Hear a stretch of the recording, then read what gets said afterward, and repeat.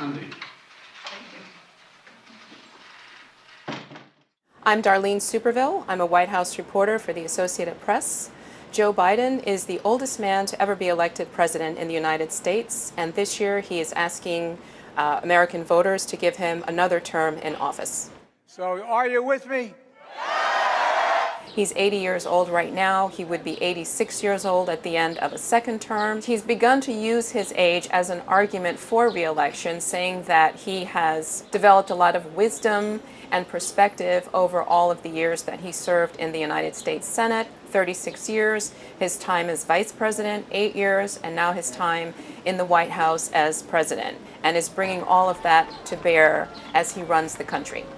He does face a few Democratic challengers, but those challenges aren't expected to present a serious threat to him winning the Democratic presidential nomination again next year.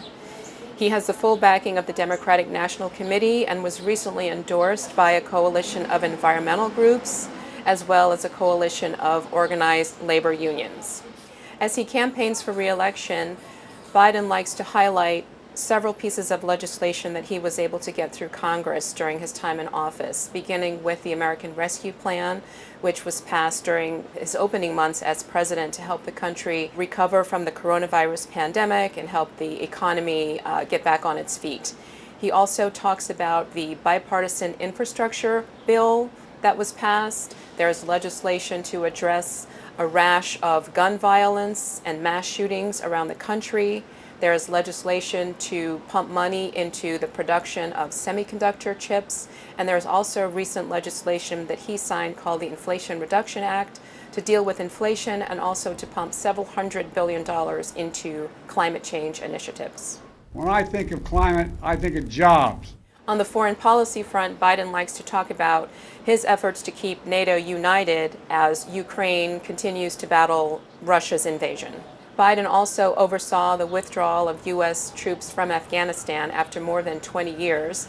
He wanted to be the president to end what he called a forever war. Biden has suffered immense personal tragedies throughout his life. Shortly after he was elected to the Senate in 1972, his first wife, Nelia, and their baby daughter, Naomi, were killed in a car accident a week before Christmas in Delaware. In 2015, when he was serving as vice president, his oldest son, Beau, who at one point was the Attorney General of Delaware, was seen as the political heir to his father's legacy, was diagnosed with an aggressive form of brain cancer and died at the age of 46.